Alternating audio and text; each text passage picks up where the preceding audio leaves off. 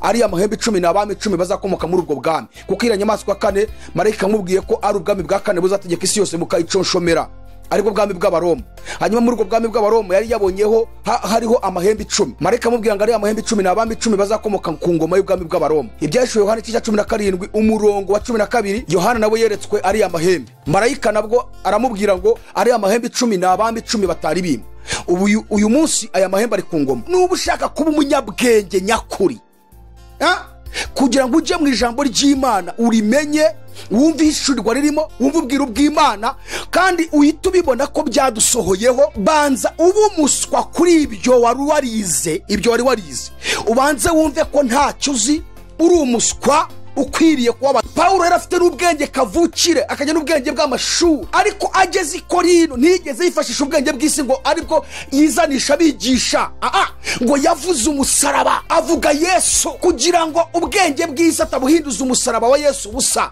Ubwenge bwawe nibwo bwaremye isi, nibwo bwaremye ibiturebesha amaso, amashyamba, ibiti, imisozi, isanzure, ibiguruka mu kirere, ibiri mu nyanja, inyanja, abantu, inyamaswa zo mu ishyamba, yaba izi inini yaba intoya, ibikuruka hasi. Ibyo byose byaremwe n'ubwenge bw'Imana. Isirayeli yitwa umugore w'Imana, ariko iza ipresenta Yerusalemu yo mw'Ijuru. Itorero rya Kristo ryo byitwa umugeni wa Kristo, ariko rikongera rikitwa n'umugore w'Imana. Turi abantu badasanzwe, turi abantu b'abanyembaraga. Itorero rya Kristo ntirisanzwe, rifite ubutware, rifite ubwami, rifite ubushobozi. Nshuti yanjye nkurikiye, reka mubwire ngo reka kwisuzugura no gora witesha agaciro, wisuzuguza abadayimoni Satani. Muri wowe harimo ubutware, muri wowe harimo ubushobozi, muri wowe harimo ubwami. Imana itubwira marayika Mikayeli ati hute, Mikayeli, Mesiya, Yesu, mwana w'Imana, mwana w'umuntu, umutware utwara abatware, nyiringabo nyir'ubushobozi. Yahise aca Satani, aramubwira ati uhereye umunsi subuto ntabwo wemerewe kongera kuza kurega abantu banjye, namaze kubapfira. Umujinya w'Imana kuzahora urushya ubabara iteka ryose. Hunga Gehenomu, hunga umujinya w'Imana, reka Satani ajya gushyana n'abadayimoni be.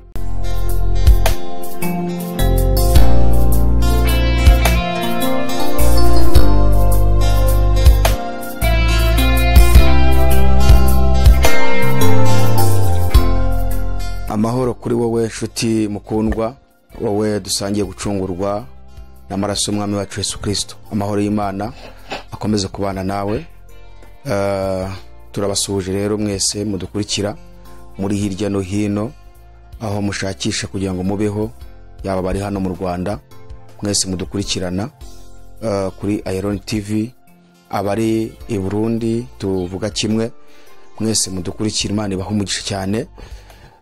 Turabasaba gukomeza gusharinga ubutumwa bwiza ngo bugere kuri benshi, hanyuma twese dukomeze kubakana, twubaka ubugingo bwacu. Turasuhuza rero abari Tanzania bazi ururimi rw'Ikinyarwanda, abari Kongo, abari Uganda, ndetse n'abari mu bindi bihugu byo hirya za Mozambique, Malawi, Zambia, Zimbabwe, ndetse tuvuye ku mugabane wa Afrika tukajya i Burayi, abari Norway, abari Belgique, abari muri Ireland, abari mu Bwongereza, abari muri ibihugu byose by'Uburayi, mudukurikira. Imana ibahe umugisha cyane.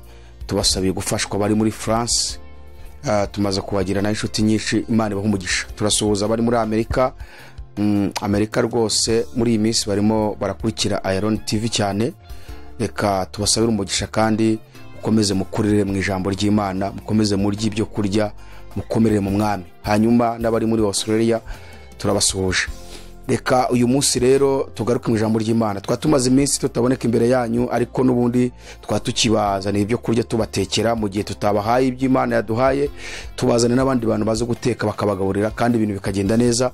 Rero twatumaze iminsi twebwe tutaboneka imbere yanyu, ariko uyu munsi turagarutse. Ngira ngo murabizi ko tugira ibiganiro bine dutambutse mu ijambo ry'Imana. Harimo ikiganiro igihe cyanjye, ikiganiro cyitwa dusengane, ikiganiro cyitwa ubusesenguzi muri Bibiliya, ndetse n'ikiganiro cyitwa menya nibi. Uyu munsi twe tugarutse mu kiganiro cyitwa igihe cyanjye, aho twigamo inyigisho z'uburyo butatu: kugaruka kwa Yesu, ibimenyetso byo kugaruka kwa Yesu, ndetse n'igitabo cy'ibyahishuriwe Yohana. tugarutse rero mu gitabo cy'ibyahishuriwe Yohana, ariko reka nsabe umuntu udukurikiye, wowe udukurikiye yaba aribwo bwa mbere cyangwa se undi usanzwe udukurikira, ndagusaba kugira ngo nutangirana natwe ujye urangizanye natwe. Hari ukuntu abantu babona ubutumwa bwiza tububagejejeho akireberaho agace akavanamo ijambo ryo gukritika gusa, ariko atumvisha icyije cyose ngo yumve iryo jambo uburyo ryasobanuwe.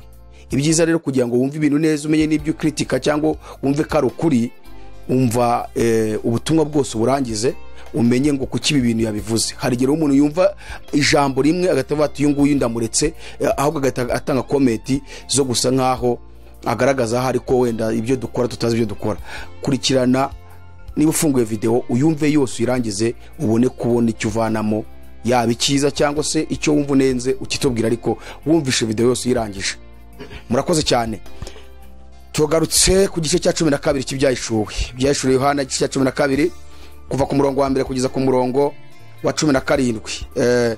Aya magambo ntabwo nifuza cyane ko twayasubiramo yose, ariko twagiye tuyagarukaho kenshi. Reka mbwira umuntu utukurikira aribwo bwa mbere ngo nawe ufate iki gice cya 12 ugisome cyose. Nicyo tumaze iminsi turimo turiga, turashaka kugisohokamo twinjira mu gice cya 13. Kandi mwabonye ko turi kubatumiza n'abandi bakozi b'Imana nka Pastor Musisi nawe, kugira ngo twese dukomeze twungurane, azana ubumenyi bwe mu gitabo cy'ibyahishuwe, natwe tuzana ubundi mwuka yaduhishuriye, ibintu byose birushaho kumera neza, ubwami bw'Imana bukomeze kubakika mu mitima yacu. Musisi arahari, ari gutambutsa ubutumwa mu gitabo cy'ibyahishuwe, natwe turahari. Hanyuma kandi reka mbabwire ko tugiye gutangira gutambutsaho n'inyigisho z'icyongereza, cyane kuri Pastor Musisi agiye gutangira kuzitambutsaho mu cyongereza, kandi inyigisho z'ibihe duhagazemo, ukumubona isi imeze, nibyo agiye gutangira gutambutsa abisobanura mu cyongereza. Turaritse rero abantu namwe mudufashe kuzamusherenga izo nyigisho ku bantu bavuga bazi ururimi rw'icyongereza, dore kandi nabo benshi, hanyuma dukomeze kumva ubutumwa bwiza. Igice cya 12 twizemo ibintu byinshi. Icyambere twabanje kureba uriya mugore uvugwamo kuva ku murongo wa mbere kugeza ku murongo wa 2. Twasobanura uriya mugore, dusobanura gutwita kwe, dusobanura kwabazwa n'ibisekwe, hanyuma turahava tujya ku murongo wa 3, dusobanura ikiyoka, kiriya kiyoka cyajugunywe mu isi gifite imitwe 7 n'amahembe 10. Dusobanura uriya murizo wacyo uburyo wakuruye 1/3 cy'inyenyeri zo mu ijuru ukazijugunya mu isi. Dusobanura uriya murizo icyo bishatse kuvuga, ndetse ni na 1/3 cy'inyenyeri zo mu ijuru. Twasobanuye izo nyenyeri zarizo, wenda ndaje mbisubire mu magambo ahinnye. Hanyuma tugera kuri uriya mwana uriya mugore yabyaye. Twabonye kuri uriya mwana ari Yesu. Dusobanura uriya mwana. Uyu munsi reka mbabwire ibintu tugiye kuzaho. Mbere yuko mbibabwira ariko ndabanza mbabwire ibyo bintu. Twabonye kuri uriya mugore ari Isiraheli. Gutwita kwe twabonye ko ari amasezerano Imana yahaye Abisiraheli iyanyujije kuri Aburahamu, igakomeza kandi kugenda iyababwira. Iyo niyo ndabari batwite. Kwabazwa n'ibise ni imibabaro yose bahuye nayo mu gihugu cyo muri Egiputa, hariya mu Misiri, bakababara imyaka 130, nyamara bafite amasezerano yuko bazaba mu gihugu cy'amata n'ubuki. Ni nko kubona umubyeyi utwite akababazwa n'ibisege kubyara, ariko avuga ati mukanya nimbyara umwana wanjye nkamubona mukikiye, ariko nkibere biraba bindyoheye nubwo ndi kwabara none hanga. Abise rero bababarijwe muri Egiputa, ariko bafite amasezerano yo kuzaba mu gihugu cy'Ikanani, igihugu cy'amata n'ubuki, kandi barinzwe n'Imana. Nubwo bababaye ariko ibyo bari babyiringiye, ayo ni amasezerano bari batwite, ariko banatwite n'isezerano rikuru yuko muri bo ariho hazakomoka Mesiya, umukiza uzaza gukiza abari mu isi bose, ndetse n'Abisirayeli barimo. Hanyuma twabonye ko kiriya kiyoka nicyo yanzoka ya kera, ariyo manzi na Satani. Umurongo wa 8 n'uwa 9 ni kwatubwira ngo nicyo yanzoka ya kera, ariyo mwanzi na Satani, aricyo kiyobya abari mu isi bose. Iriya mitwe 7 gifite ni ubutegetsi bw'ibihangange, ni ubutware bw'isi, ubutegetsi bw'ibihangange 7. Ibi tuzabyinjiramo tugeze ku gice cya 13. Nubwo ubutegetsi bw'ibihangange Satani niwe mutware wabwo, niwe ubuyoboye. Ubwo butegetsi tuzabwinjiramo tugeze ku gice cya 13, kubera ko Yohana igice cya 13 yabonye inyamaswa izamuka iva mu nyanja ifite amahembe 10 n'imitwe 7. Kandi n'ikiyoka nacyo batubwiye ku murongo wa 3 yuko gifite amahembe 10 n'imitwe 7. Bivuga ngo ikiyoka nicyo cyahaye iriya nyamaswa ubutware bwacyo. Niko batubwira ku gice cya 13 umurongo wa 2. ngo cya kiyoka kiha imbaraga zacyo n'intebe yacyo ubwami n'ubutware bukomeye. Ari inyamaswa ari n'ikiyoka birasa, bivuze ngo inyamaswa yabyawe na kiriya kiyoka, niyo mpamvu nayo ifite amahembe 10 n'imitwe 7, kuko ikiyoka nacyo gifite imitwe 7 n'amahembe 10. Ibyo rero tuzabigarukamo. Hanyuma iriya mitwe ishushanya ubutware bwo mu isi, ubutegetsi, ibihugu by'ibihangange byagiye biyobora isi yose, ariko ikiyoka cyo cyabihaye ubutware kugira ngo kibwifashishe mu kurwanya umuteguro, umugambi w'Imana kubo yaremye. Ari amahembe 10 nayo Bibiri tubwira ko ari abami 10. Tuzabigarukaho. Daniel yabihanuye igice cya 7 kuva ku 23. Yari yabonye inyamaswa ya 4 yavaga mu nyanja ifite amahembe 10. Cyo kuza marayika Gabriel aramubwira ngo ari amahembe 10 n'abami 10 bazakomoka muri ubwo bwami, kuko iriya nyamaswa 4 marayika amubwiye ko ari ubwami bwa 4 buzategeka isi yose mukayiconshomera, ariko bwami bw'Abaroma. Hanyuma muri ubwo bwami bw'Abaroma yari yabonyeho hariho amahembe 10. Marayika amubwira ngo ari amahembe 10 n'abami 10 bazakomoka ku ngoma y'ubwami bw'Abaroma. Ibyashuwe Yohana 17 umurongo wa 12, Yohana nawe yeretswe ari amahembe. Marayika nabwo aramubwira ngo ari amahembe 10 n'abami 10 batari bima. Uyu munsi aya mahembe ari ku ngoma. Ibi byose mbararikiye kudukurikira, kuko tuzabyigisha ku murongo, murebe ubuhanuzi ukuntu bwagiye busohora mu isi, murebe igihe duhagazemo, murebe ko turi gusatira iherezo ry'isi. Abantu nubwo tubivuga ntibabyumve, abandi bakaduhindura abasazi, abandi bakadufata nk'ahantu bataye ubwenge. Ntabwo twataye ubwenge, hoya, ntabwo twataye ubwenge. Wapi. Kandi abandi usanga bahinyura Bibiliya ni ubuhanuzi, Bibiliya ni ijambo ry'Imana, ibivugamo byose birasohora. Bibiliya ni ijambo ry'Imana. Imana yaduhagurukije kugira ngo tuburire abatuye isi, tukuburire wowe udukurikiye. Kandi nta muntu uzigera amenya ijambo ry'Imana yifashishije ubwenge bw'isi. No, uzanye siyansi mu ijambo ry'Imana ntacyo uzamenya, uzanye filozofi ntacyo uzamenya, uzanye politike mu ijambo ry'Imana akaba ariho ushaka kumenyera Bibiliya, ntushobora. Nushaka kuzana ibintu by'ubwenge bw'isi ngo ni ushaka kugira ngo umenyere Bibiliya, no. Pawulo yavuze yandikira Abakorino mu rwandiko rwa mbere 3:18 na 19, yaravuze ngo ntihakagira umuntu wishuka, umuntu wese wo muri mwe niyibwira ko ari umunyabwenge ku by'iki gihe, abe umuswa kugira ngo abe umunyabwenge nyakuri. Umva nawe, mbega umuntu ushaka kuba umunyabwenge mu by'Imana, ngo akaba yarize afite impamyabushobozi runaka, tuvuge wenda afite doctora mu mategeko, cyangwa se ageze n'agira professora mu bintu runaka. Ushobora kuba warize politike, ushobora kuba warize science, ushobora kuba warize geography, ushobora kuba warize ubumenyamuntu, ushobora kuba warize ibirebana n'inyamaswa. Ibyo wize byose, Pawulo aravuze ngo nuba ushaka kuba umunyabwenge nyakuri, kugira ngo ujye mu ijambo ry'Imana urimenye, wumve ishurirwa ririmo, wumve ubwiru bw'Imana, kandi uhita ubibona ko byadusohoyeho, ngo banza ube umuswa kuri ibyo wari warize, ubanze wumve ko ntacyo uzi, uri umuswa ukwiriye kubabarirwa. Numara kwemera ko uri umuswa neza, umaze kubyemera, ngo ubone kwinjira mu byanditswe byera mu ijambo ry'Imana, ngo nibwo uzaba umunyabwenge nyakuri. Mana ishimwe. Ariko nushaka kwinjira muri Bibiliya ugashaka kuzana mu bwenge bw'isi, ntabwo uzigera ushirirwamo Imana niyo wagira uteye. Nushaka kumva ubutumwa bwiza turimo turavuga ukashaka kubukritikira muri science, muri filozofi, muri swari runaka, ukajya kubizana aho ngaho, ntabwo uzigera wumva icyo Imana yatunyujemo tuvuga ubutumwa bwiza. Ndakurahiye. Pawulo nuko yabwiye Abakorino barabagira iki, kandi tuzi ko ubwenge bwinshi bukomoka mu bagira iki. Abagira iki bafite ibintu byinshi bubatse hano ku isi. Murebe iyi mibare dukoresha niyo abagira iki, tugiye kwinjira muri filozofi y'abagira iki. Pawulo rero ageze i Korino yasanze bafite ubwenge bwabo nyine nabagira ikibara abafilozofi byaramugoye kubabwiriza ubutumwa bwiza ariko nyuma barabwumvise. Muzasoma igice cya kabiri cy'urwandiko rwa mbere yabandikiye rw'Abakorinto.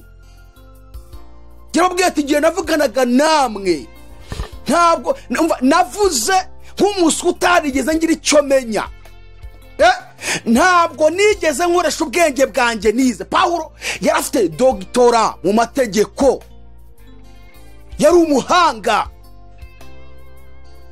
kuyobokamana amategeko ya Mose. Yari igiye ku birenge bya Gamariyeli, umutambyi ukomeye wari uzwi mu mategeko ku Bisirayeli, wari uzi kuyigisha no kwasesengura no kuyasobanurira abantu bakavuga ati turumvise.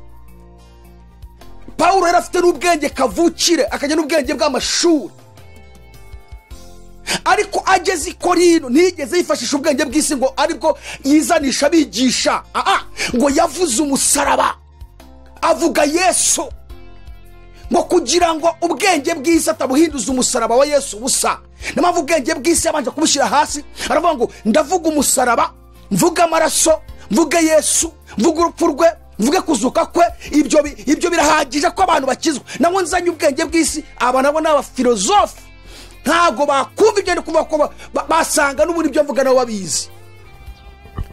Nuko Abakorino babanje kugorana, bashaka kuzana ibintu by'Imana bakabivanga na filozofi yabo. Pawulo arababwira ngo ntihakagire umuntu wishuka. Abo nibo tugwije muri iki gihe cya none, iki gihe duhagazemo. Abantu bose bigize abafilozofi, bigize abascientifique, bigize abantu b'abanyabwenge b'iby'isi. Turabwiriza ubutumwa bakigira abantu b'abahanga. Reka babwire, igihe kirageze kugira ngo noneho Imana ize kwigaragaza kandi isohoze, ishyigikire ubutumwa bwiza tuvuga. Iki ni cyo gihe, kuko ntabwo Imana izahora icecetse. Hoya, ntabwo Imana izigera ituza. Iyo dusomye mu butumwa bwanditswe na Mariko igice cya 16 umurongo wa 14 kugeza ku murongo wa 20, iki ni Yesu yaramaze kuzuka. Ubwa nyuma yibonekera abigishwa be 11 bicaye bafungura, abagaya kubwo kutizera kwabo no kunangirwa kw'imitima yabo kuko batemereye abamubonye amaze kuzuka. Arababwira ati mujye mu bihugu byose mwigisha abaremwe bose ubutumwa bwiza. Uwizera akabatizwa azakizwa, ariko utizera azacirwaho iteka. Umurongo wa 17 bavuga ngo kandi ibimenyetso bizagumana n'abizera ngibi. Yavuze bitanu. Aravuga ngo icyambere bazirukana abadayimoni mu izina ryanjye, icya kabiri bazavuga indi mishya, icya gatatu bazarambika ibiganza ku barwayi bakire, icya kane kandi bazafata inzoka, icya gatanu nibanywa n'ikintu cyose cyica ntacyo kizabatwara. Umurongo wa 19 aratubwira ngo nuko umwami Yesu amaze kuvugana nabo arazamurwa yicazwa iburyo bw'Imana. Ngo nuko abo barasohoka, abigishwa be nyine basohoka yaramaze kuvugana nabo, ngo abo barasohoka bigisha hose, bigisha hose, ngo umwami Yesu ari kumwe nabo abafasha. Umva umurongo urashaka ko tumya mvuga ibintu byose, aya magambo ariyo ngiyemo yose nkasoma. Ngo abo barasohoka bigisha hose umwami Yesu ari kumwe nabo abafasha. Noneho ngo haratubwira ngo kandi akomeresha ijambo rye ibimenyetso byagendanaga naryo. Igihe kiragize kugira ngo Imana ikomereshe ijambo ryayo ibimenyetso bigendane naryo, igaragaze ko twatumwe, igaragaze ko yadutumye, kuko nta gihe gisigaye ngo Yesu agaruke. Niyo mpamvu nabwiye ngo tuje kwinjira mu byashu cya 13. Nshuti z'Imana, wowe udukurikiye aribwo bwa mbere, banza ushyira ubwenge bwawe hasi, wize bushyire hasi, utore ubwenge bw'Imana. Ibwira umuntu iti kubaho Uwiteka nibwo bwenge, kandi kuva mu byaha niko kujuka. Imana niyo bwenge. Ubwenge bwayo nibwo bwaremye isi, nibwo bwaremye biturebesha amaso, amashyamba, ibiti, imisozi, isanzure, ibiguruka mu kirere, ibiri mu nyanja, inyanja, abantu, inyamaswa, zo mu ishyamba, yaba izi inini yaba intoya, ibikuruka hasi, ibyo byose byaremwe n'ubwenge bw'Imana. Ibyo rero wagiye kwiga ni n'ubwenge bw'Imana bwabishyizeho. Ubwo n'ubumenyi. Niba ushaka kugira ubwenge bw'Imana ukaba umunyabwenge nyakuri, uko Pawulo abibwiye Abakorino, rambika hasi ubwo bumenyi wize, uri kwiga iby'Imana yaremye, wakira ubwenge bw'Imana. Kubaha Uwiteka nibwo bwenge, kandi kuva mu byaha niko kujijuka. Haleluya, haleluya, haleluya, haleluya. Rambika hasi ubwo bwenge. Nuko Pawulo yabwiye Abakorino, ababwira ngo ntihakagira umuntu wishuka umuntu wese wo muri mwe nibwira ko ari umunyabwenge ku by'iki gihe. Ibi nyine turebesha amaso ngo abumuswa kugira ngo abone uko aba umunyabwenge nyakuri. Aravuga ngo mbese ntimuzi yuko ubwenge bw'isi ari ubupfu ku Mana? Ibi nyine twiga, ibi byose dukora ubushakashatsi tukabimenya, tukajya kwiga nyine izo za siyansi, tukajya kwiga geography, tukajya kwiga histoire, tukajya kwiga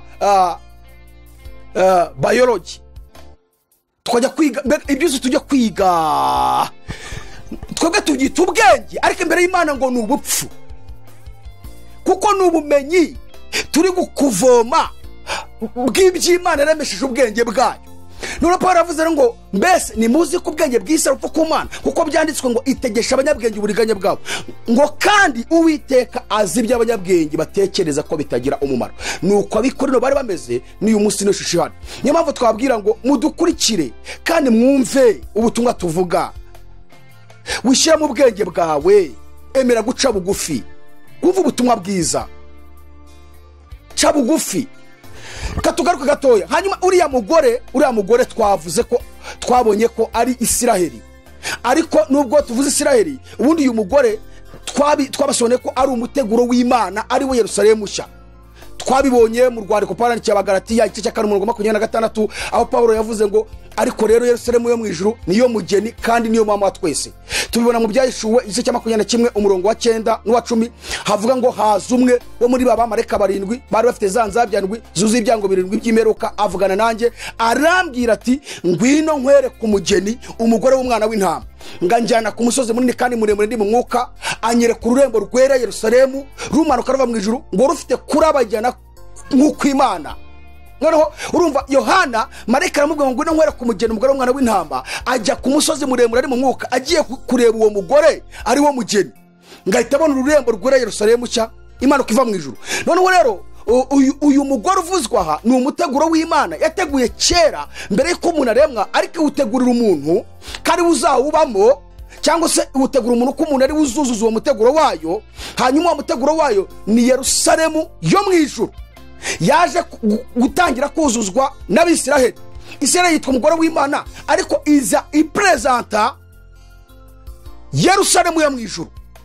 Hanyuma itorero rya Kristo ryo ryitwa umugeni wa Kristo, ariko rikongera kitwa n'umugore w'Imana. Ibyo twarabibonye. Twabonye ko kuba ryitwa umugeni nuko Yesu ari umukwe waryo, yarikoye amaraso y'igiciro cyinshi, ajya mu ijuru, arisigira isezerano, aravuga ngo ngiye gutegura urugo nzaza gutwaramo umugeni wanjye. Ubu iyo myaka irenga 1900 arimo arategura urugo rwiza umugeni azatahamo. Uyu mukwe wacu rero agiye kugaruka gutwara wa mugeni.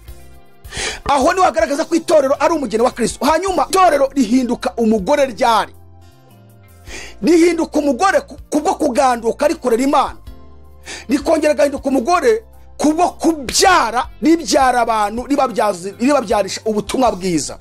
Uyu mugore wavugwa ganga rero ni Yerusalemu yo mu ijuru, ariko ipresentwa na Isiraheli, ikongera uyu munsi kaba noneho uyipresenta akaba ari itorero rya Kristo. Yerusalemu niyo tuzabamo. Uyu muteguro w'Imana ari we Yerusalemu yo mu ijuru. Satani twabonye ko yatangiye kurwanya kera ubwo yirukanwaga mu ijuru afashwe n'ubwibone, aza mu isi aravuga ati ni hahandi ndabizi ko ari umuteguro size mu ijuru Imana yise umugore, kandi uwo muteguro uzuzuzwa n'umuntu Imana izarema. Nzarwanya umuntu kugira ngo atazaba muri uwo muteguro w'Imana, kuko Satani azi mu ijuru burya ari heza, azi Yerusalemu ukuntu ari nziza. Noneho yongera kubabazwa kuba umuntu aremwe mu ishusho y'Imana, ari ugomba kuzaba muri uwo murwa muri Yerusalemu. Satani avuga ati ngombe ndwanye uyu muntu usa n'Imana byanga byakunda ntabwo azagerayo. Nuko Satani yatangiye kurwanya ikiremwa muntu kugira ngo tutazagira muri uyu murwa. N'uyu munsi aracyarwanya abantu. Niyo mpamvu mubona abantu batumva ubutumwa bwiza, niyo mpamvu mubona turi kubuvuga abantu babwumva ari bakeya. Satani ni mubi, Satani ni umugome, ntabwo yifuza ko wazagira muri uwo muteguro w'Imana. Ntabwo yifuza ko wazagira muri uwo muteguro w'Imana ugeranwa n'umugore ari wo Yerusalemu yo mw'Ijuru. Arifuza kuzarimburanwa nawe, ariko nakubwira ngo wowe nkurikiye hunga udapfa, hunga utazarimbuka. Yesu aragukunda, ni ukuri Yesu aragukunda kandi ubyizere. Ariko ntabwo bituvuga dutera twaraza twebwe. Ubyizere ko Yesu ariho, yaje mu isi. Turi gutegura kubaha ubuhamya ngo mwumve uburyo Yesu ariho naho yadukuye.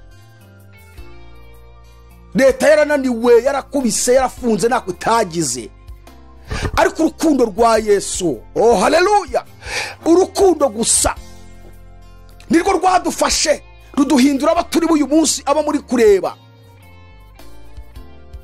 Mu gihe leta yakoresheje itegeko, ikoresha inkoni, ikoresha gereza, iraruha, ariko urukundo rwa Yesu ruduhindura abana b'Imana. Icyo cyo hino kiragaragaza ko Yesu ahari, yaje mu isi. Ndabwira wowe utemera ko ibyo tuvuga ari ukuri, utemera ko na Yesu yaje mu isi, ugifite filozofi mu bwonko bwawe, ugifite izo siyansi, ariko njye nkunda kubaza ngo uzi ko wabayeho ute? Sibyo wize byuze byaravuye hehe? Byaremwe nande? Byariremye se? Ibi byose tureba nubwo hari siyansi zigaragaza uburyo byagiye byiyeverowa byihindagura, ariko hejuru y'ibyo byose siyansi yigisha hari umuremyi wa byose wabiremye. Nayo hari igihe igera ikananirwa, abasiyantifika bakavuga ati noneho turayobewe. Vana mu bwenge bw'isi, wakira ubwenge bw'Imana.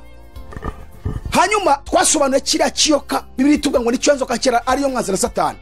Umurizo wacyo twasobanuye ko n'uburyarya, n'ubutiriganya, n'ubwesikoro Satani yakoresheje akabeshya abamarayika, akabashyiramo uwo mwuka we. Hanyuma ziriya nyenyeri yamanukanye 1/3 cy'abamarayika, preto 1/3 cy'inyenyeri zo mw'Ijuru. Inyenyeri n'abamarayika amanyukanye nabo. Hanyuma uyu mubare ngo 1/3 Bibiliya ishaka gutsindagiriza ko Satani hari umubare w'abamarayika benshi yamanukanye nabo, akaba ari uyu munsi bigarura isi yose, bari kwigarura amahanga, bari gukoresha inzego zose z'ubutegetsi bwo mu isi, bari gukoresha ibigo by'ibihangange. Nizo nyenyeri nyine zamanutse 1/3. Bibiliya ivuze 1/3, ibishaka gutsindagiriza ko hari umubare mwinshi w'abamarayika Satani yamanukanye nabo. Uyu munsi bahindutse abadayimoni, nibo batuzengereje hirya no hino mu bihugu, nibo bazengereje abakristo, nibo birirwa bateza impanuka mu isi, nibo bateza ibirwara, nibo bateza ubwicanyi, nibo bateza intambara, nibo bateza ibyihebe, nibo bari gukoresha amahanga akomeye yo mu isi. Hanyuma rero uriya mwana wabyawe n'uriya mugore twabonye ko ari Yesu Kristo. Ntabwo twinjiye mu buzima bwa Yesu, kuko bahita batubwira ngo abyara umwana w'umuhungu uzaragiza amahanga inkoni y'icyuma. Umwana warasahurwa ajyanwa ku Mana no ku ntebe yayo.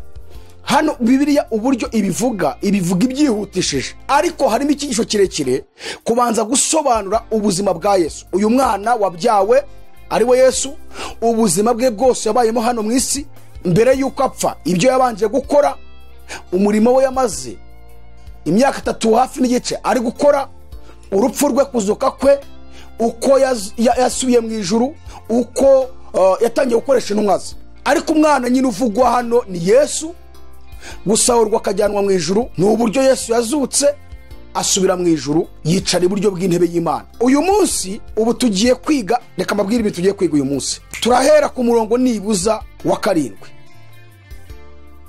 kuko umurongo wa 6 tuzawiga dufatanyije n'umurongo wa 13 n'uwa 14. Nibwo tuziga uyu murongo wa 6. ubu tugiye gusimbuka umurongo wa 6 tujye ku wa 7 uwa 8 uwa 9 uwa 10 uwa 11 nawo tuzawiga nyuma. Turi kwerekana amaraso ya Yesu akamaro kayo kubizera, icyo amaraso Yesu atumariye, icyo adufasha. Tuziguye umurongo wa 11 n'uwa 12. 12 atubwira ngo wajuru namwe bari bamwo nimwishime, naho wowe wasiwe nawe wanyanjawe mugushije ishyano, kuko Satani abamanukiye afite umujinya mwinshi, azi yuko afite igihe gito. Ibi tuzabigarukaho.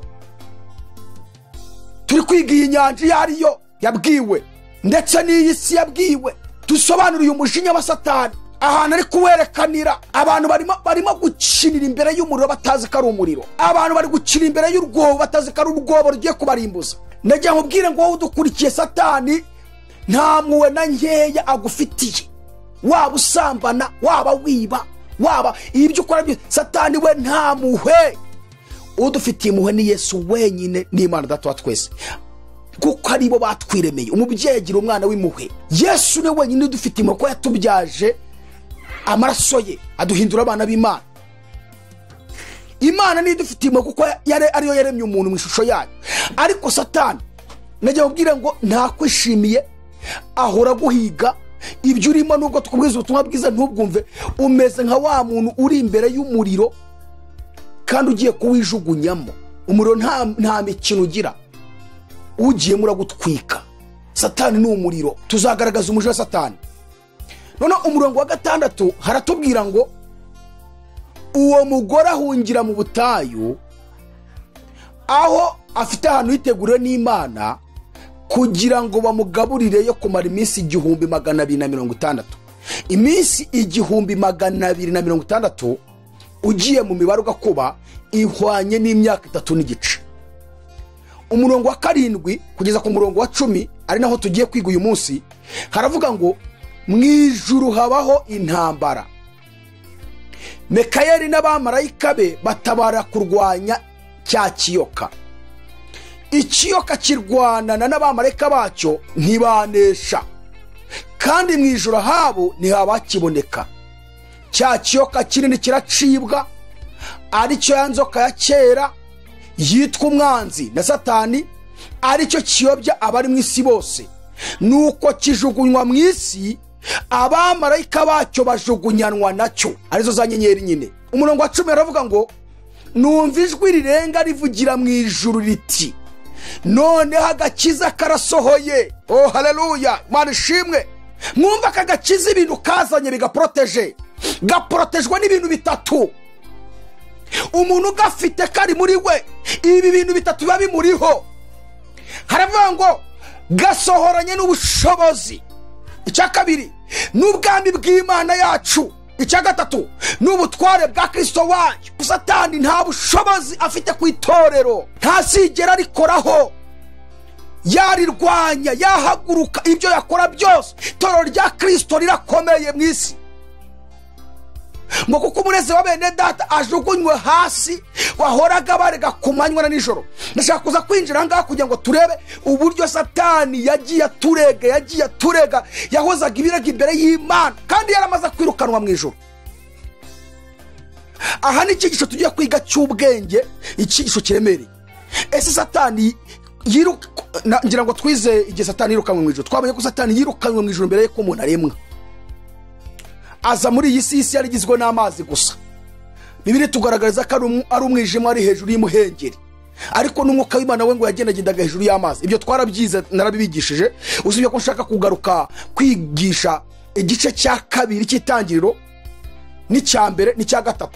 Tuzagaruka muri izi nyigisho neza, turi gusobanura tunavuga kira gita Adamu na Eva bariyo, maze kubabwira inshuro nyinshi. Ariko kubera tuba dufite byinshi byo kuvuga, niyo mpamvu mubone ibyo tubabwiye tutatubigisha ku kanya. Tuzabigarukaho rwose, tuzabibigisha pe. Hari abantu bamaze iminsi yo bitwishyuza kubasobanura kiriya gita Adamu na Eva bariyeho, ariko tuzabibigisha turi gusobanura. Hanyuma Satani amaze kwirukanwa mu ijuru,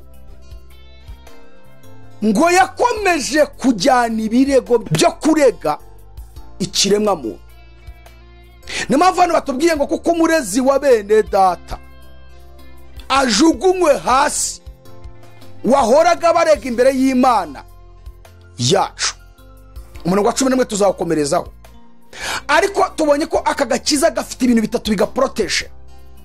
Icya mbere gafite ubushobozi, icya kabiri gafite ubwami, icya gatatu gafite n'ubutware bwa Kristo wabwo. Umuntu ufite aka gakiza ibi bintu bitatu bimurimo. Muri we haba harimo ubushobozi, muri we haba harimo ubutware, muri we harimo ubwami. Bajya baca umugani uvuga ngo abatabizi bicwa no kutabimenya. Uwambaye ikirezi ntamenya ko kera. Ibi birababaje kuba abakristo batamenya agaciro bafite, bagakomeza gusa n'ab'isi, bakambara nk'ab'isi, bakavuga nk'ab'isi, bakagenda nk'ab'isi. Twebwe ntabwo turi ab'isi. Yaba waruzi agaciro ufite imbere y'Imana. Uwambaye ikirezi ntamenya ko kera. None ugasanga nanone kandi turahorana ubwoba. Mukristo uhorana ubwoba bw'ubuzima bw'umubiri, agahorana ubwoba bwo kuzarimbuka, agahorana ubwoba bw'abadayimoni. Ntabwo uramenya icyuri cy'imbere y'Imana, hari ikintu ubura. Umuntu ufite agakiza muri we kuzuye, muri we harimo ubwami bw'Ijuru ba muri we. Icya kabiri harimo ubutware, agendana ubutware bukomeye. Icya gatatu ubushobozi, muri we harimo ubushobozi bwo gufata imbaraga zose z'umubi, imbaraga za Satani, ibitero byose ahagurutsa, ibintu byose byo mu isi bidashimana icyubahiro. Niko Paulo yandikiye abakono mu rwandiko rwa 2 ibice 10 umurongo wa 3 kuza kwa 5. Yaravuze ngo nubwo tugenda dufite umubiri w'umuntu, ariko niturwana mu buryo bw'abantu, ngo kuko intwaro z'intambara yacu atari iz'abantu, ngo ahubwo imbere y'Imana zifite imbaraga zo gusenya ibihome no kubikubita hasi. Aravuga ngo dukubita hasi impaka n'ikintu cyose cyishiriye hejuru kurwanya kumenya Imana. Umva ijambo yavuze rikomeye, aravuga ngo dufata mpiri ibitekerezwa mu mitima byose tukabigomora Kristo. Twebwe ntabwo turwana n'ibifatika, hoya. Ntabwo bigomba kuba bazanye imbunda, ntabwo bagomba kuba tubona intwaro. Twe tubifata bakibitekereza mu mitima. Igihe bari kugambirira gukora ibibi, iyo mitima tugata tubibambura tukabifata mpiri, tuvuga ngo turabifashe, tuvuga ngo Mana turabikugomororeye. Kubera iki bagambira guteza izi ntambara? Kubera iki barimo kugambira kwica abantu? Tukabigomorora. Nguru urugamba twe turwana. Turi abantu b'agaciro, turi abantu badasanzwe, turi abantu b'abanyembaraga. Toro rya Kristo ntirisanzwe, rifite ubutware, rifite ubwami, rifite ubushobozi. Shuti yanjye nkurikiye, reka mubwire ngo reka kwisuzugura no gora witesha agaciro, wisuzuguza abadayimoni Satani.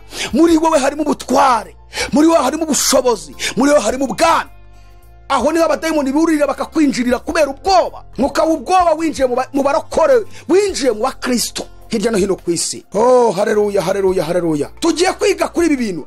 Mwumve ibintu tugiye kwigaho. Icya mbere, kuko twavuze ko twiga umurongo wa 7 n'uwa 8 n'uwa 9 n'uwa 10 w'iki gice cya 12 cy'ibyayishuwe. Umurongo wa 7 haratubwira ngo mw'Ijuru habaho intambara. Mikayeli n'abamarayika be batabara kurwanya cya kiyoka. Umurongo wa 8 akavuga ngo ikiyoka kirwana n'abamarayika bacyo ntibanisha. Tugiye kwiga kuri ibi bintu. Icya mbere, uyu Mikayeli ninde? Batwetse ko Mikayeli ari wo wirukanye Satani n'abadayimoni mu ijuru. Subundi Satani yirukanwe kangahe? Tugiye kwiga inyigisho iremereye cyane. Reka tubanze twiga aka kantu. Uyu Mikayeli ninde? Ari nawe wirukanye Satani mu ijuru. Satani yirukanwe kangahe? Iri ni isomo tugiye kwiga. Navuga ngo ndashaka kuvuga gato ku isomo ryitwa angelology, isomo ry'abamarayika. Dutangiza iyi channel ya AYALONI TV, twahereye ku gice cya 3 cy'ibyayishuwe, twiga itoro rya Laodikiya, turahava dukomeza igice cya 4. Mu gice cya 4 twizemo ibintu 7, icya 5 twize ku bizima 4. twasobanuye biriya bizima uburyo bifite amazina atatu bitewe n'imirimo bikora. Twabonye ko aya mazina biyahabwa bitewe n'imirimo bikora. Icya mbere byitwa ibizima.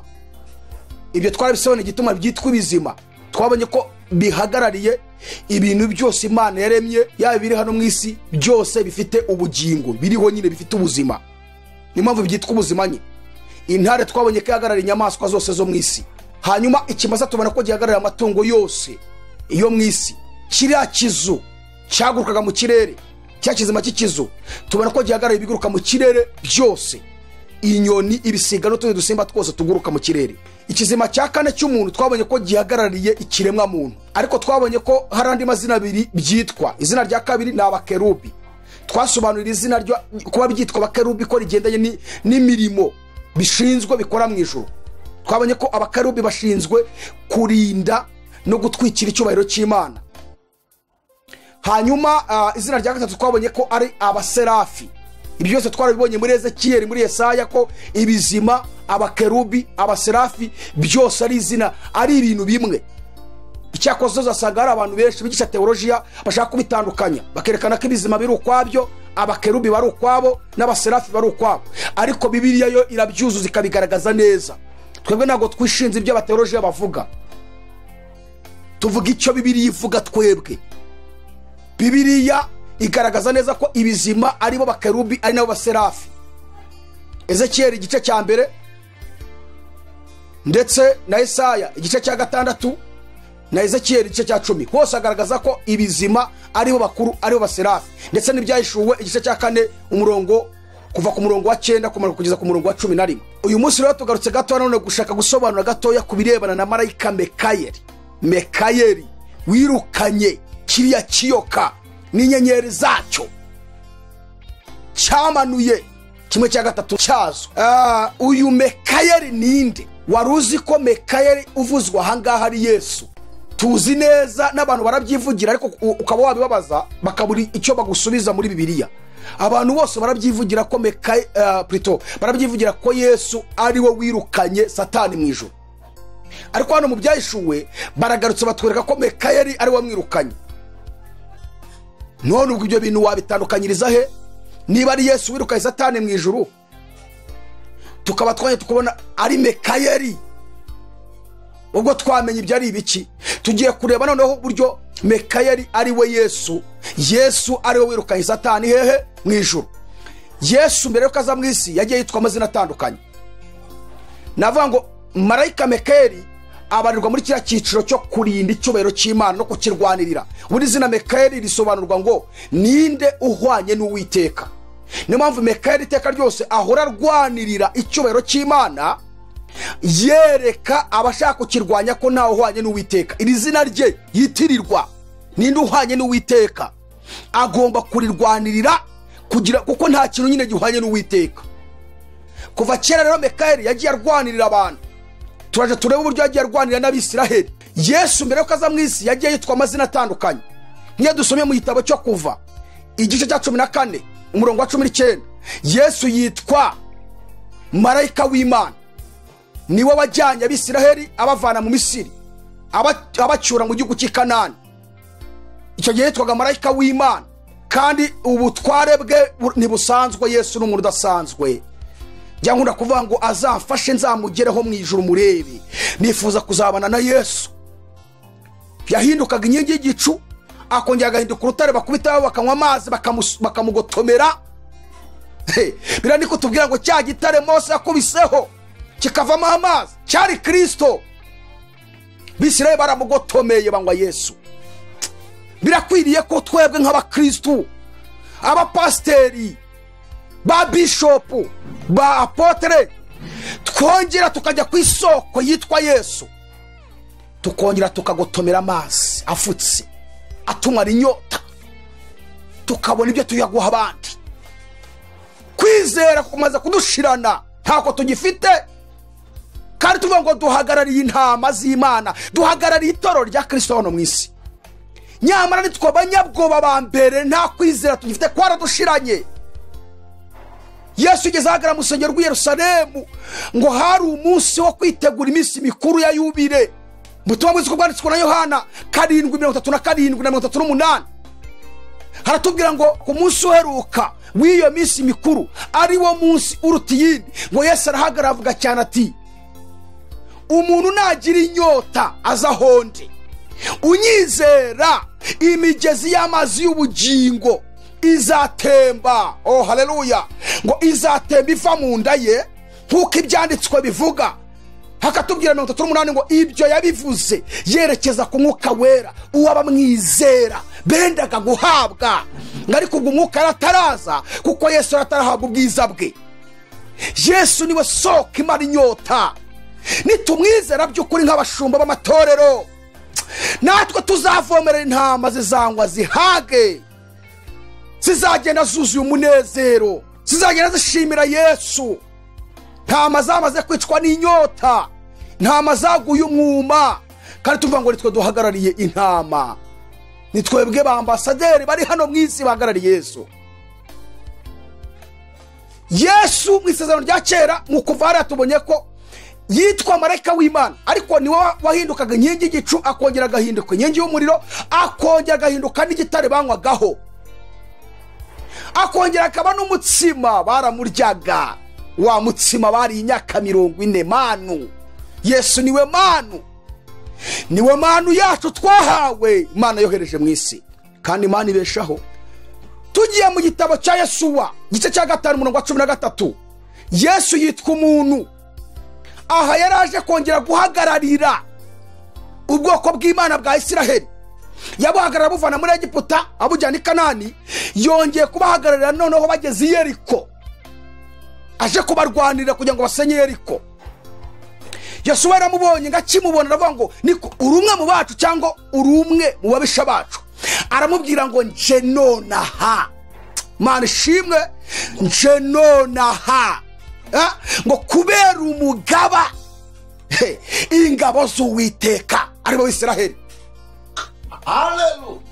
Amani iminsi 7 ari kujegajeza Yeriko, abandi bari kuzenguka batazi ko yagiye mu bikuta bya Yeriko, kuko Yesu abura. Nibongeye kumubona, kumbi wese ajya mu bikuta ajya kubimenagura. Abandi bo bategetswe kuzenguruka gusa, ntibazi ibyo ari byo. Kumbi Yesu ni uri kuritagura, ariko ategekana nabariye kugira ngo batazabitesha agaciro ibyo yakoze.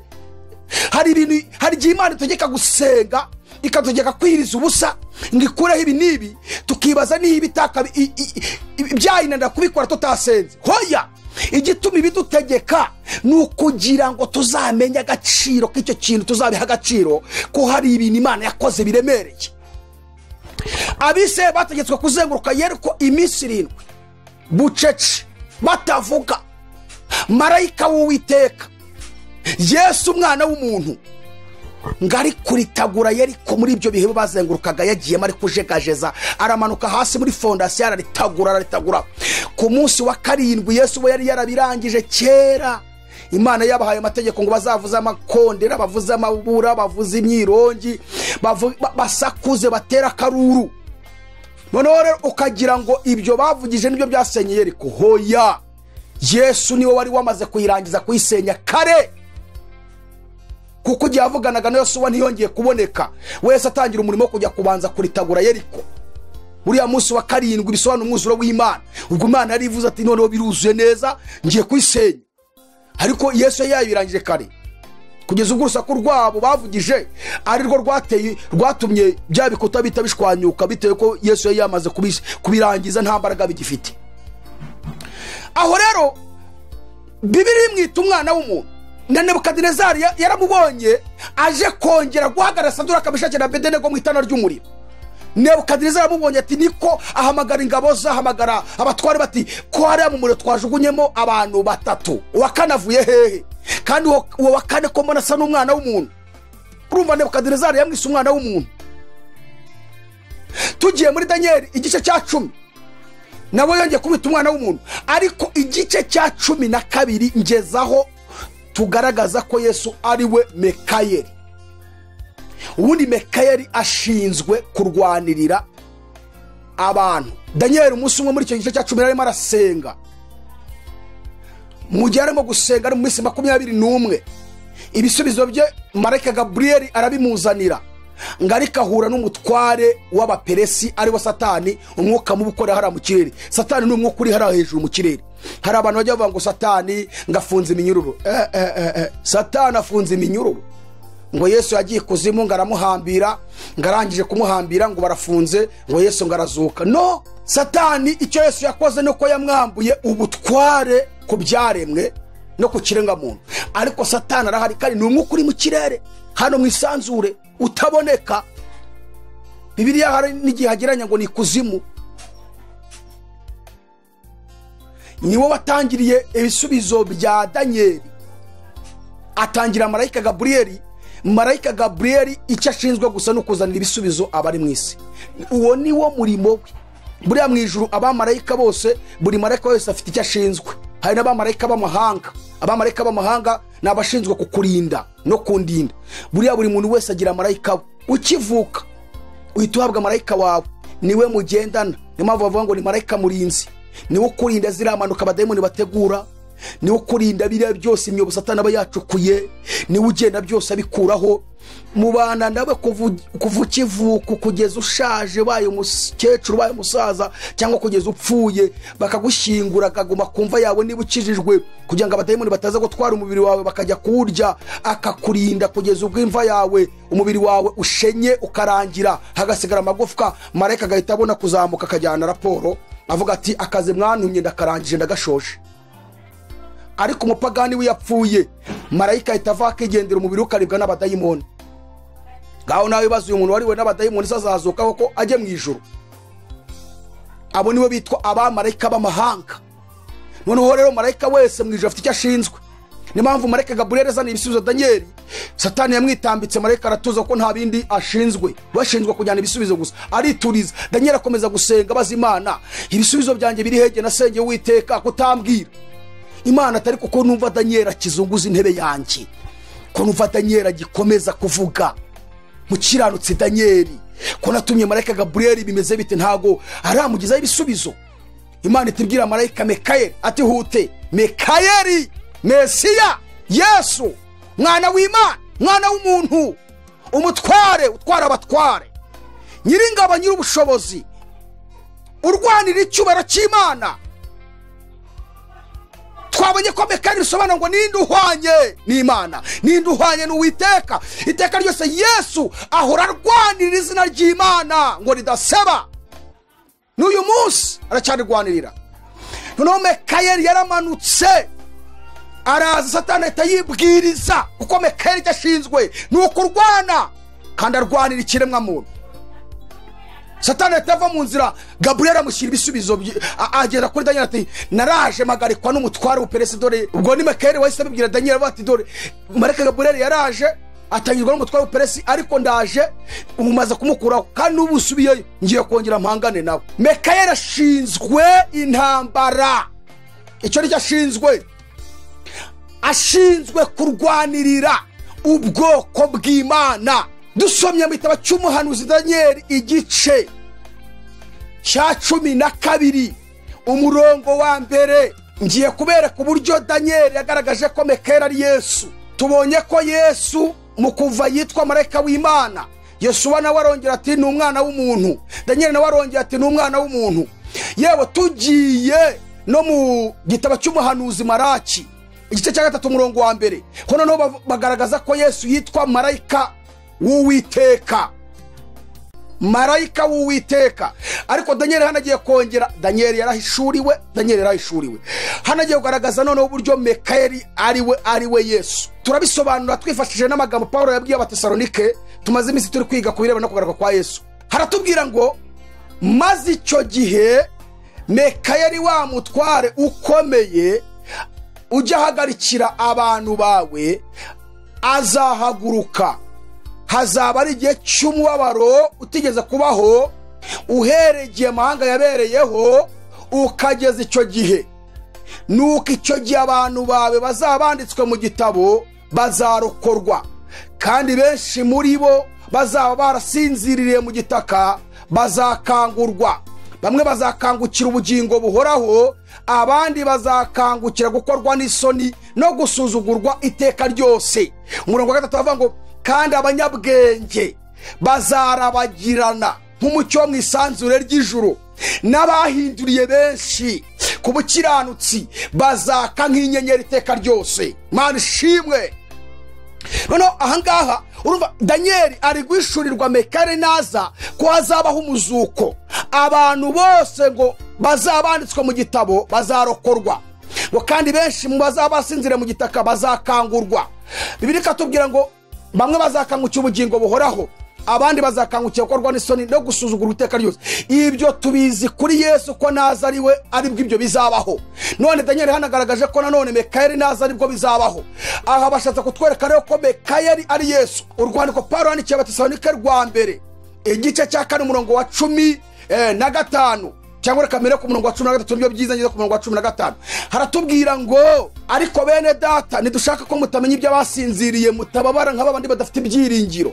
Ubwo twemeye yuko Yesu yapfuye akazuka, abari nako twizera yuko Imana izazanana na Yesu abasinziriye muri we.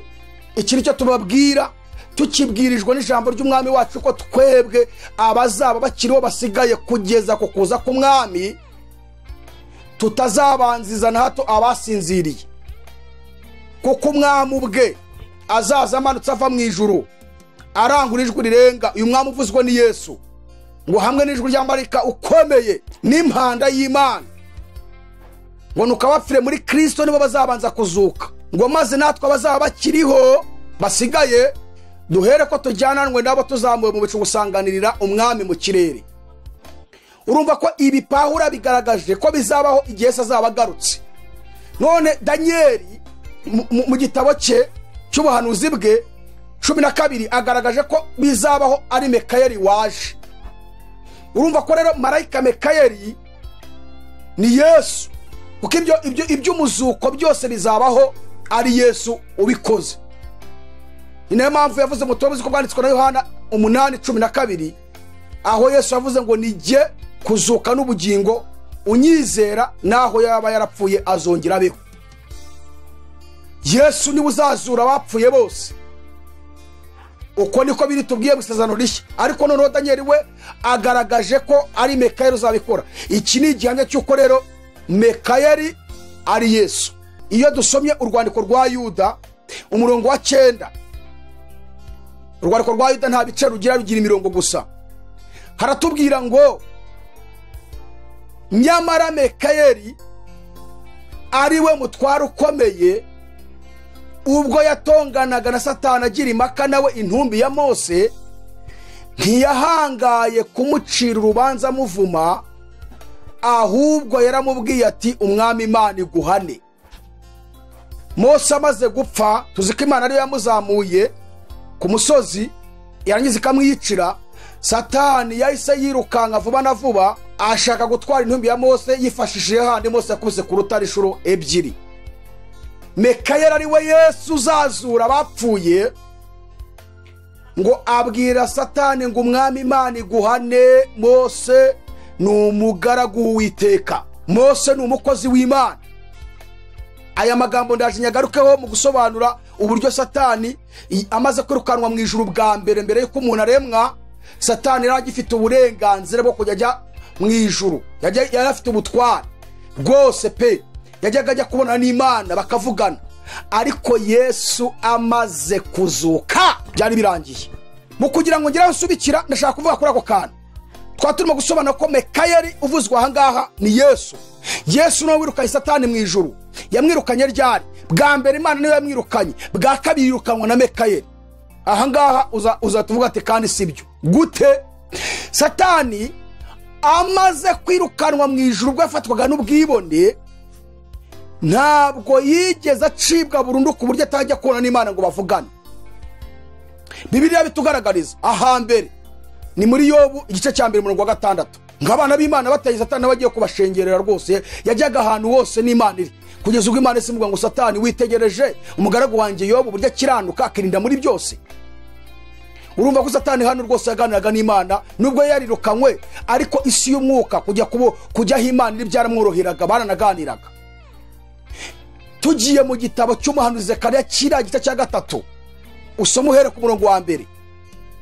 Uwitwa Yosuwa umutambyi yagize gutya akora ikosa aracumura, amaze gucumura ngo Satani ahita azamuka mu ijuru kujya kumurega.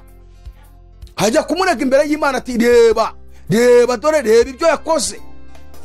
Urumva hano batwaza ko Satani yari afite ubushobozi bwo kujya imbere y'Imana akajya kuturega.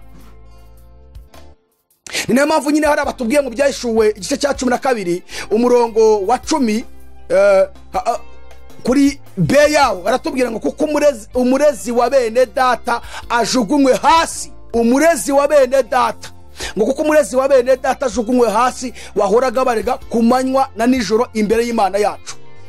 Urumva ko Satani kuva yirukanwa mu ijoro akomeza kujya imbere y'Imana akajya kurega abana b'Imana, akajya kubarega. Reka nkubwire akantu kamwe wenda utaruzi.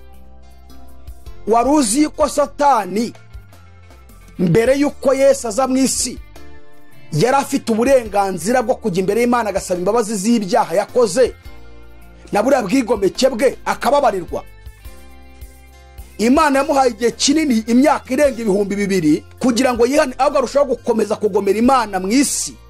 Akajya ajya mu ijuru kubwira Imana, kuyibwira ati wabonye wa muntu ko yanduye kandi ari wamuteje kwandura. Imana ikomeza kumuhigiye ngo yihane, biranga. Satani yaciriweho iteka burundu ubwo Yesu yari amaze gupfa no kuzuka. Umunsi Yesu yapfaga, Satani ibyo gusaba imbabazi byari birangiye. Uti byanditse he? Yesu niwe wabyivugiye. Ubutumwa bwiza uko bwanditswe na Yohana igice cya 12 umurongo wa 31 na 32. Aya ni amagambo Yesu yavuze ari kwitegura gupfa. Yaravuze ngo ubu urubanza rw'abisi rurasohoye. Ubu umutware w'abisi abaye igicibwa. Nanjye nimanikwa hejuru y'isi nzireherezaho amahanga, nzireherezaho abantu bose. Iri jambo Yesu yavuze ngo ubu urubanza rw'abisi rurasohoye, akongera irya kabiri ngo umutware w'abisi abaye igicibwa. Yararimo gusohoza ijambo rivuga ngo birarangiye, uko ajyaga imbere y'Imana kurega abantu b'Imana, uko yari yarahawe igihe cyo kugira ngo asabe imbabazi yihane. Mbega urupfu rwa Yesu rwahise rurangiza icyo kintu yuko Satani atazongera kujya kurega abantu b'Imana, kuko amaraso Yesu agiye kuboneka kujya abezaho ibyaha. Icya kabiri kandi ko aciriweho iteka, igihe cy'imbabazi kuri we yahawe kirangiye pour entrer. Bivuga ngo igihe cy'imbabazi kuri Satani kugira ngo azisabe cyarangiranye no gupfa no kuzuka kwa Yesu. Niyo mpamvu Yesu rero yavuze agiye gupfa, aravuga ngo Yesu yari amaze kumenya ko agiye gupfa byarangiye. Ahita abona ko iherezo ry'imbabazi kuri Satani birangiye, Imana imukuyeho imbabazi. Niyo mpamvu yavuze iri jambo aravuga ngo ubu urubanza rw'abisi rurasohoye, ubu umutware w'abisi abaye igicibwa. Ahita avuga ngo nuko rero nanjye nimanikwa hejuru y'isi nzireherezaho ba bantu yari yarigaruriye, ba bandi yakoreshaga ibibi, kandi amaraso yanjye niyo azabezaho ibyaha, kandi abazanyizera bazahabwa ubugingo buhoraho. Rero Satani amaze kurukana mu ijuru yahoraga ajya imbere y'Imana kuturega, yahoraga azamuka ajya mu ijuru kuturega.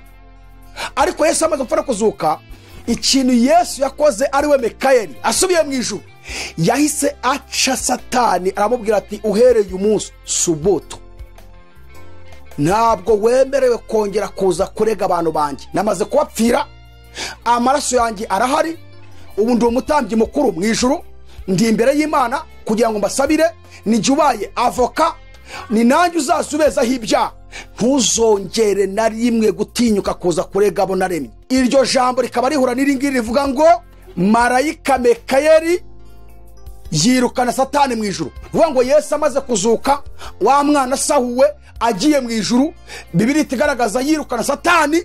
Kumwirukana ni ukumuca no kumubwira ko atemerewe kongera kuza kurega abantu b'Imana, cyane abizera Yesu. Nguko ko Satani yongeye gucibwa mu ijuru, noneho n'imbabazi kuri we yari birangiye. Ubu Satani ni umwuka uri aho ngaho, nta zindi mbabazi ategereje kuzarimbuka. Akaba ariyo mpamvu akora amanywa n'ijoro, ntajya aruhuka habe na rimwe. Akora amanywa n'ijoro ntaruha, ni umwuka. Uryamye akuriho, ugenda akuriho, mu kazi akuriho, usinziriye akuriho, mu rugo rwawe akuriho, ku bana bawe akuriho.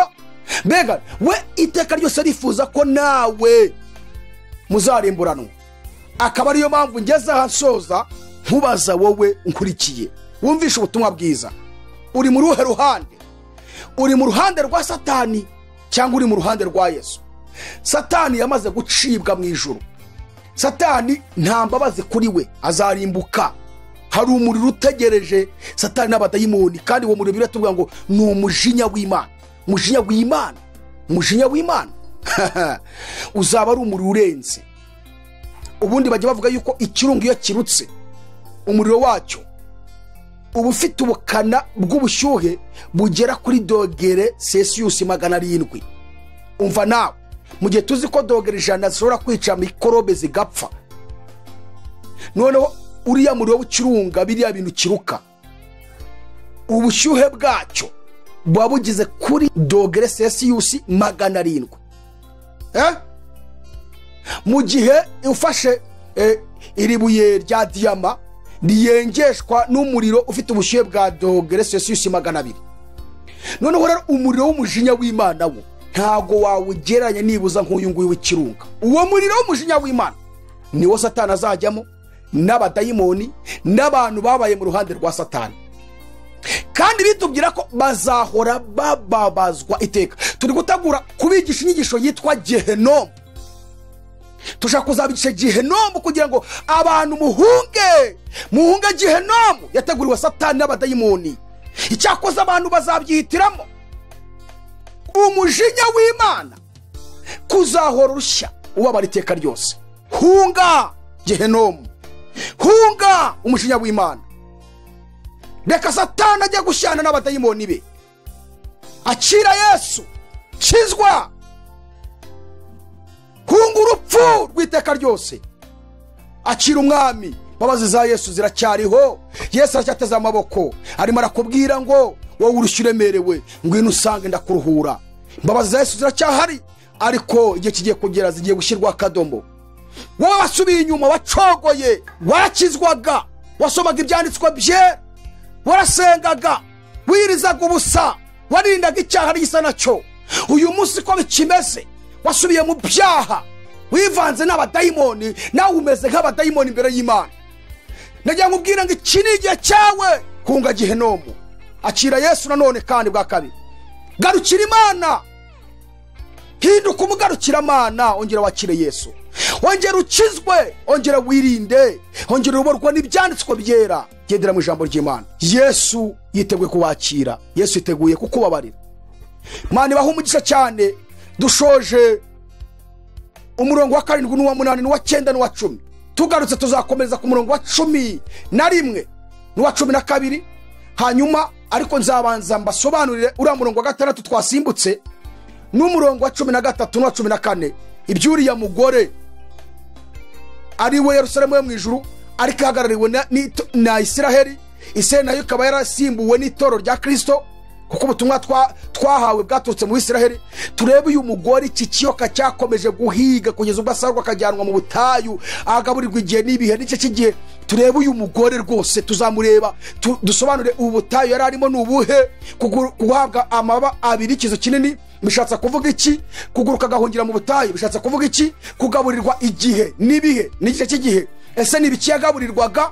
Hanyuma nitubirangiza tuzasobanura ibyari ruriya ruzi cyaciriye, ngari amazi cyacire kugira ngo amutembane, ariko isi kamutabara. Tuzasobanura ruriya ruzi urwo ari rwo, dusobanure noneho n'iriya si yamutabaye ikamira ruriya ruzi. Hanyuma tuhave duhita twinjira ku gice cya 13, aho tuzasobanura neza noneho rero urubyaro rw'ikiyoka, ariyo nyamaswa ifite amahembe 10 n'imitwe 7. Dusobanurira imitwe 7 iyo ariyo, dusobanurira amahembe 10, dusobanura umubare 636, dusobanura n'inyamaswa ya kabiri yazamutse iva mu butaka ivuga ku murongo wa 11 w'igice cya 13. Ese ku cyavaga mu butaka yo tubisobanure. Mbega dufite byinshi byo kwiga, ariko turi kubwira abantu ngo nimuhunge Gehenomu mutazarimbuka. Reka dusenga n'Imana. Imana ibahe umugisha. Mbifurije gukomeza gufashwa n'ijambo ry'Imana, mbifurije guhembukira mu ijambo ry'Imana, mbifurije la fobene shawiz bin stafedetai, mbifurije kongera guhinduka abana b'Imana. Mwami Yesu turagushimiye ijambo ryawe ni ryiza, ijambo ryawe rirabohora, ijambo ryawe ritanga ubugingo, ijambo ryawe ritanga ubuzima, ijambo ryawe ritanga umunezero, ijambo ryawe ritanga ibyishimo, ijambo ryawe ritanga ubuzima bw'iteka ryose. niyo mpamvu dusengeye uyu muntu wari udukurikiye, hari uwaguye asuba inyuma, hari uwigeze gukizwa bikaba byaramunaniye, hari n'uyu nguyu utitaga ku gakiza ariko ukaba umuhaye kumva ubutumwa bwiza aka kanya.